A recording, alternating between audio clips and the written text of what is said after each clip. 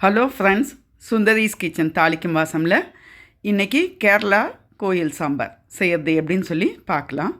இது என்னோடய ஃப்ரெண்டுக்கிட்டேருந்து நான் கற்றுக்கிட்டேன். அவங்களோட குரல்லையே இப்போ கேளுங்க. அந்த எல்லோ பம்ப்கினை உப்பு, மஞ்சப்பொடி, காரப்பொடி, அதாவது வெறும் பட்டை மிளகா பொடி அதை போட்டு தண்ணியை ஊற்றி கொஞ்சம் நேரம் மூடி வச்சு பாயில் பண்ணிகிட்ருக்கணும். அந்த சமயத்தில் 1 ஸ்பூன் உளுந்தம்பருப்பு, 1 ஸ்பூன் மல்லி, ஒரு 1/4 ஸ்பூன் வெந்தயம், ஒரு 1/2 ஸ்பூன் ஜீரகம், இதை மட்டும் ஃபஸ்ட்டு நல்லா தேங்காய் எண்ணெயை ஊற்றி நல்லா வறுத்துட்டு, அதுக்கப்புறம் ஒரு இது மிளகா, காஷ்மீரி சில்லினா கலர் கொடுக்கும், இல்லை நார்மல் மிளகானா ஓகே. நான் வந்து காஷ்மீரி சில்லி தான் போட்டேன், கொஞ்சம் காரமும் கம்மியாக இருக்கும்னா 5 மிளகா காஷ்மீரி சில்லி.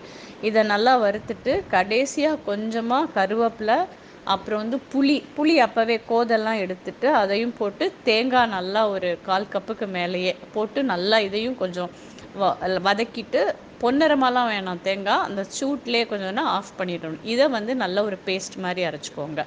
இந்த சமயத்தில் இது வெந்திருக்கும் இல்லையா, வெந்ததில் வந்து இந்த பேஸ்ட்டையும் போட்டு, அப்புறம் நம்ம வேக வச்ச துவரம்பருப்பையும் போட்டு அப்படியே நல்லா கொஞ்சம் ஒரு 5 மினிட்ஸ், ரொம்பலாம் கொதிக்க வேண்டாம், ஒரு 2 to 3 மினிட்ஸ் கூட போதும், கொதிக்க விட்டு ஆஃப் பண்ணிவிட்டு தேங்காய் எண்ணெயிலேயே இதெல்லாம் தாளிக்கணும் வழக்கம் போல். அப்புறம் மேலே கருவேப்பிலை தூங்கணும். இது வந்து வெங்காயம்லாம் கிடையாது. இந்த மாதிரி செய்கிறது வந்து செம்ம டேஸ்ட்டாக இருக்கும், செஞ்சு பாருங்கள். ஓகே, கேட்டிங்களா அவங்க சொன்னது?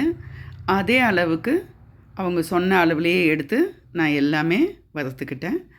டிஸ்கிரிப்ஷன் பாக்ஸில் உங்களுக்கு டீட்டெயிலாக அளவோடு நான் கொடுத்துட்றேன்.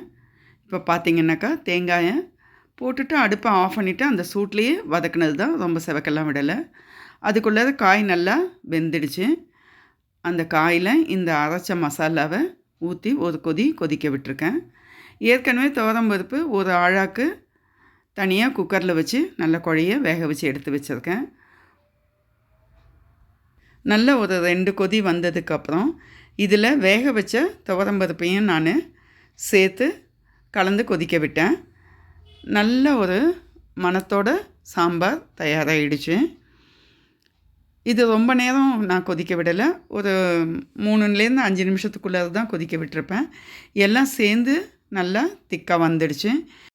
பரங்கிக்காய் வேகும்போது நான் கொஞ்சமாக காய்க்கு தேவையான அளவு உப்பு மட்டுமே சேர்த்து வேக வச்சேன். இப்போ இந்த சாம்பாருக்கு தேவையான அளவு உப்பு சேர்த்துட்றேன்.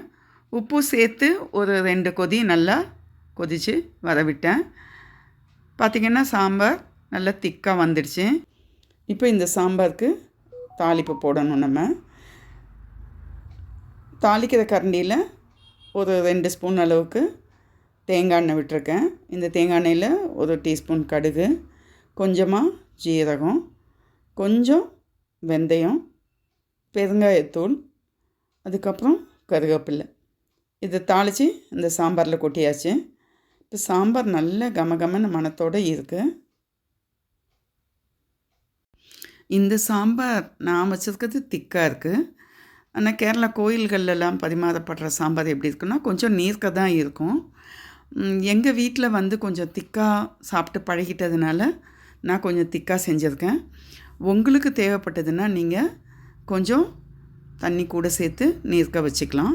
இப்போ சுட சுட சாதம் போட்டு ஒரு 2 கரண்டி பரங்கிக்காயோட இந்த சாம்பாரை விட்டு ஒரு துளி நெய் சேர்த்துட்டு 2 சுட்ட அப்பளம் வச்சுக்கோங்க, ஒரு உப்பு நார்த்தங்காய் இருந்தால் வச்சுக்கோங்க, வச்சு சாப்பிட்டு பாருங்கள். அதுக்கப்புறம் சொல்லுவீங்க, வெங்காயம் பூண்டு இல்லாமலே இவ்வளோ நல்லா ஒரு சாம்பார் வைக்க முடியும் அப்படிங்கிறத நீங்களும் கற்றுக்குவீங்க. இந்த வீடியோ பிடிச்சிருந்தா லைக் பண்ணுங்கள், ஷேர் பண்ணுங்கள், சப்ஸ்கிரைப் பண்ணுங்கள். நன்றி, வணக்கம்.